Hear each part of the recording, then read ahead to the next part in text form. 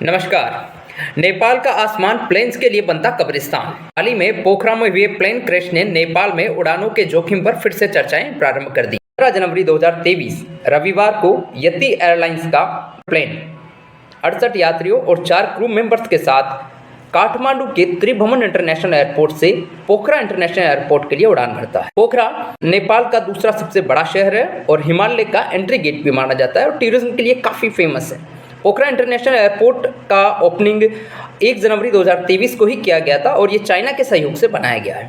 तय समय अनुसार इस प्लेन को 10:59 पे पोखरा इंटरनेशनल एयरपोर्ट पर उतरना। 27 मिनट की इस छोटी सी यात्रा में इस प्लेन के द्वारा 26 मिनट की यात्रा बखूबी पूरी कर ली जाती है और ATS के द्वारा इन्हें पोखरा इंटरनेशनल एयरपोर्ट पे उतरने की परमिशन भी मिल गई थी।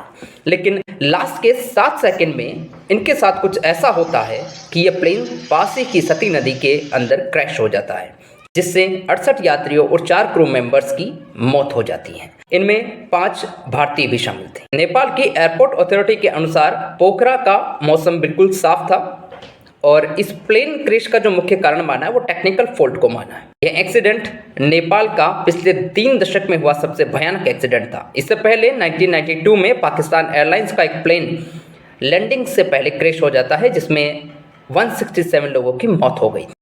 पिछले आंकड़ों को देख के तो पता चलता है कि नेपाल में पिछले 30 सालों में 28 प्लेन क्रैश हुए हैं।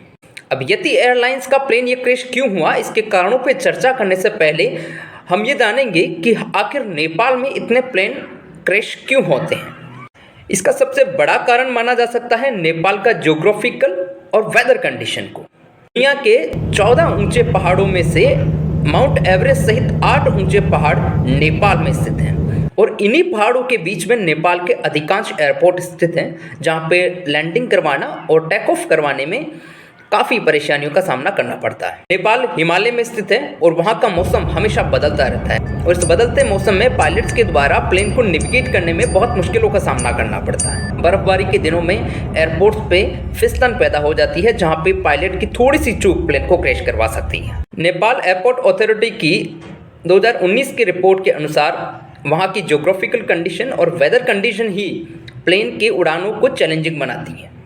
इन सब के अलावा भी एक बहुत बड़ा कारण है जो नेपाल में होने वाले प्लेन क्रैश का सबसे मुख्य कारण माना जा सकता है, वो है नेपाल की पुअर एयर सेफ्टी और आउटडेटेड टेक्नोलॉजी। नेपाल में अधिकतर एयरलाइंस में आज भी उन मॉडर्न इक्विपमेंट्स का उपयोग नहीं हो रहा है जो अन्य देशों के अंदर किया जा रहा है। आज भी उन एयरलाइंस के अंदर रडार, GPS और मॉडर्न सेंसर सिस्टम्स नहीं हैं जिनसे खतरे का अनुमान लगाया जा सके, उनकी एक्चुअल लोकेशन का पता लगा सकें, उनकी अर्थ से डिस्टेंस कितनी है उसका पता लगा सकें। और इसी सब कारणों की वजह से नेपाल में सबसे ज़्यादा प्लेन क्रैश होते हैं। हाल ही में जो प्लेन क्रैश हुआ है उसके कैप्टन कमल केसी थे, जिन्हें 35 साल का एक्सपीरियंस था और उनकी को पायलट अंजू खेतीवाड़ बतौर को पायलट इनकी ये अंतिम उड़ान थी। इसके बाद ये कैप्टन में प्रमोट होने वाली थी। तो ऐसा माना जा सकता है कि दोनों जो पायलट है वो काफ़ी एक्सपीरियंस थे। लैंडिंग की इनको परमिशन मिल चुकी थी और इन्होंने लास्ट मोमेंट पे वहाँ पे 2 एयरपोर्ट है, उनमें से उन्होंने जो न्यूली एयरपोर्ट बना है उस पर लैंडिंग का इन्होंने परमिशन ग्रांट करवा लिया था। लेकिन यही टेक्निकल इश्यूज की वजह से वो प्लेन 7 सेकंड पहले ही क्रैश हो जाता है, उसमें सवार सभी यात्री मारे जाते हैं। इसी पुअर एयर सेफ्टी के कारण यूरोपियन यूनियन के द्वारा नेपाली एयरलाइंस को यूरोप में उड़ान पड़ने पर प्रतिबंध लगा रखा है। देखना ये होगा कि इस बड़े प्लेन एक्सीडेंट से नेपाली गवर्नमेंट क्या सबक लेती है और क्या आने वाले दिनों में नेपाली एयरलाइंस के अंदर कोई नए जो मॉडर्न इक्विपमेंट्स लगाए जा सकते हैं।